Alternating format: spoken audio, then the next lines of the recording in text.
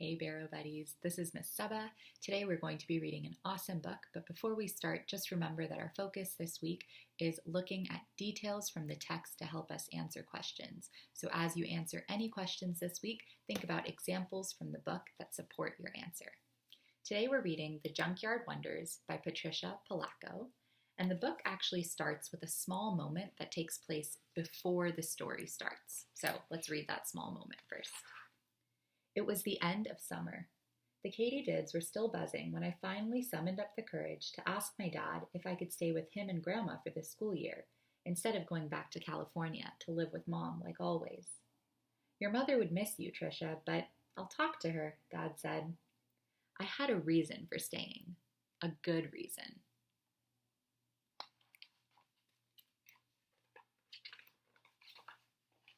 The Junkyard Wonders by Patricia Polacco. My heart sang as I walked to school with all of the kids on my grandma's block on the first day of school. My mother and father had decided that I could stay, just for 1 year, there with my father and grandma in Michigan. In my old school in California, the kids all knew that I had just learned to read, but I used to be dumb. Everyone knew that I was always in special classes. Here, no one would know. No one would tease me. And I already had a new friend, Kay. But when I got to the front steps of the school, all of the neighborhood kids ran off to their classes, and when I saw Kay and waved to her, she didn't wave back. I just stood there not knowing where to go, and when I showed two strange girls my class card, they got funny looks on their faces. You're in Miss Peterson's class, they said. Upstairs, room 206.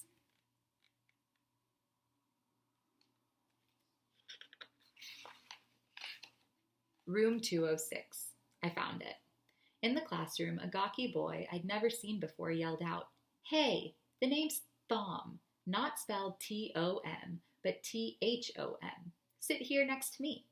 He had huge, dark-rimmed glasses that magnified his eyes. I sat down and looked around. Everyone seemed really different in one way or another. I couldn't put my finger on it. Suddenly, everyone snapped to attention. Our teacher was standing in the doorway. Short and stout, she seemed a little scary, brusque, but her eyes were friendly. I was sure of that. She walked up to the podium at the front of the room and slammed an enormous dictionary on top of it. Then she adjusted her glasses, and without saying hello or how are you, she started reading in this no-nonsense voice. "The definition of genius," she began.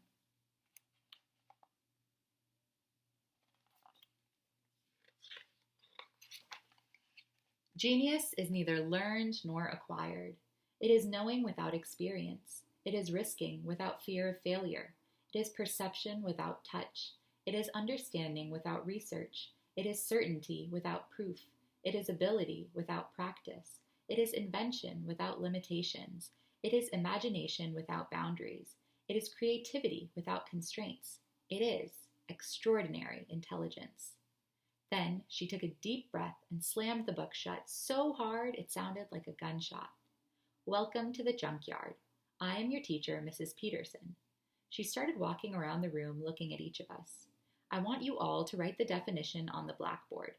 Post it in your mirrors. Look at it every day. Memorize it.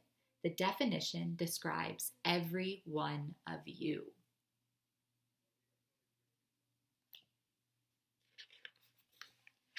At recess that day, I couldn't wait to ask Tom, "Why is our class called the Junkyard?" Because didn't you notice?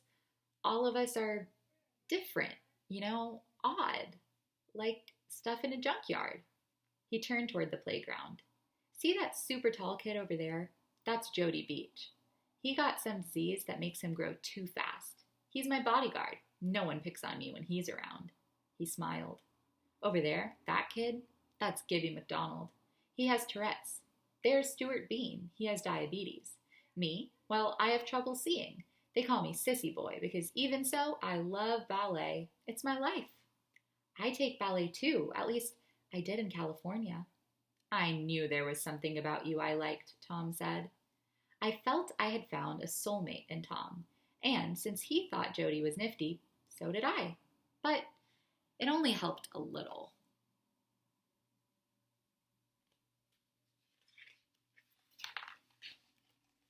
When I got home that night, I told Dad and Grandma about my day. I tried to be brave and not let them know how sad I really was. But just as Dad was tucking me in at bedtime, I finally burst into tears. Oh, Daddy, I've been put in a special class again. It's called the Junkyard. Junkyard? What junkyard? My dad asked. That's what everybody calls our class. Darlin, my dad said, you are not a quitter. Stick it out for a month. If the class doesn't get better, I promise I'll send you back to California. I didn't tell him that when I tried to sit with Kay and her friends at lunch, she said that the Junkyard kids couldn't sit at their table.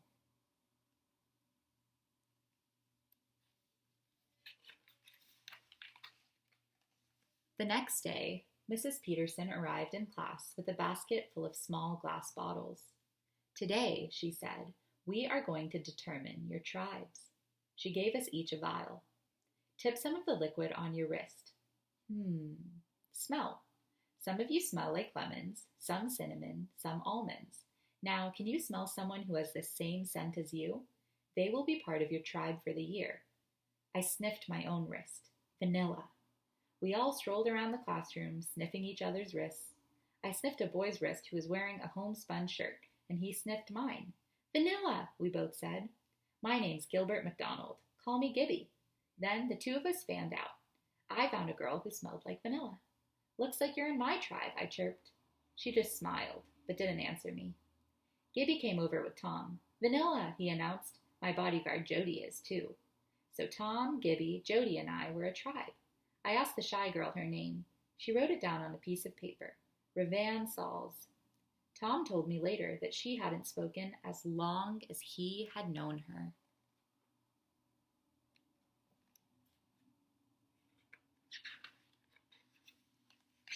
From then on, whenever there was a project to be done, Mrs. Peterson had the tribes work together. Revan never talked, but she was a whiz at math.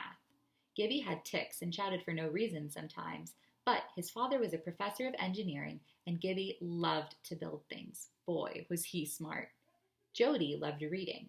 Everything, particularly poetry. He even wrote poems of his own. Tom made all of us laugh.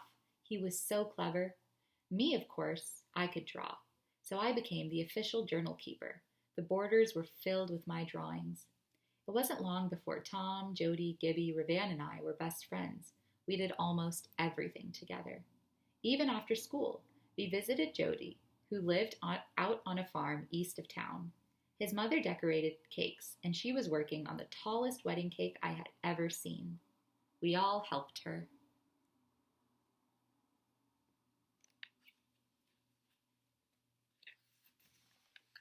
One night, Gibby's dad set up a telescope in his backfield and invited the whole class over to look. We could see Saturn with our naked eyes, but with the telescope, we could see Saturn's rings. We never did go to Revan's house. She lived in a foster home, and I don't think she was too happy there. But her foster mother let her paint beautiful designs on silk from an old World War II parachute, which she brought to school to show us. My dad arranged for the whole class to go to a neighbor's farm and have a hayride that took us way off into the fields.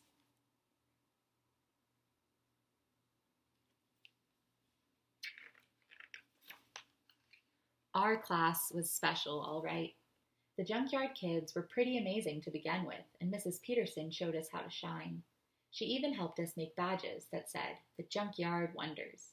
So you can be proud of who you are, she said. That day, we got the badges. This mean boy came running up to us. Weirdos, retards. Now you even wear dumbbell pins. A boy named Barton Poole grabbed the pin off my shirt. I started to cry, but then Tom and Gibby ran at Barton and his friends. Right, one of his friends said. Now Twinkle Toes and Duh, the jerking fool are going to hurt us. We are so scared. Just about then, Jody, big, wonderful Jody, appeared from nowhere. The mean boys sure backed off.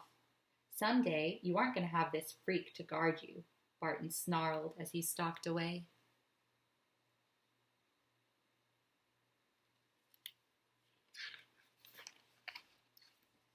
That day, Mrs. Peterson could see that we were badly shaken.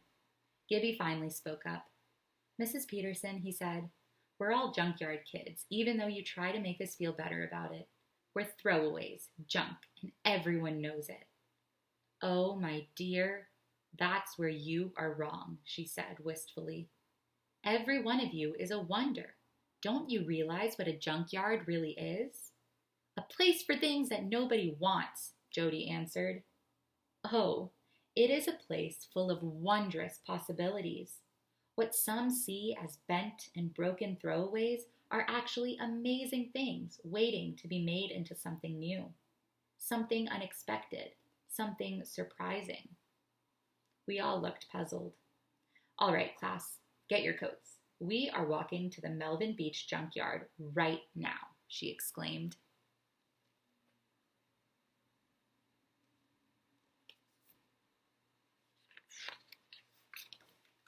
At the junkyard, Mrs. Peterson stopped us.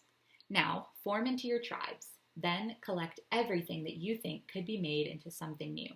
Remember, wonders, here's your chance. Forget what the object was. Imagine what it could be.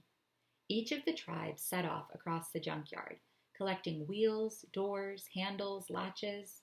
We vanillas hadn't gotten just the right junk, though, until almost the end of our visit. As Jody, Ravan, Tom, and I were climbing over our last pile of assorted junk, Gibby called to us. He was standing under a shed roof, looking up. There, hanging from the roof strut, was an old, wrecked model airplane. Gib, that's just an old, torn-up plane, Tom said, turning to leave. No, Gibby said. It's a beauty. I see it. We are going to rebuild it into something bigger, better, something wonderful, something that will defy gravity itself. This plane is going to fly all the way to the moon. There was such wonder in his eyes that we knew we had just what we needed. All right, so that is all we are reading for today. Tune back in tomorrow for part 2.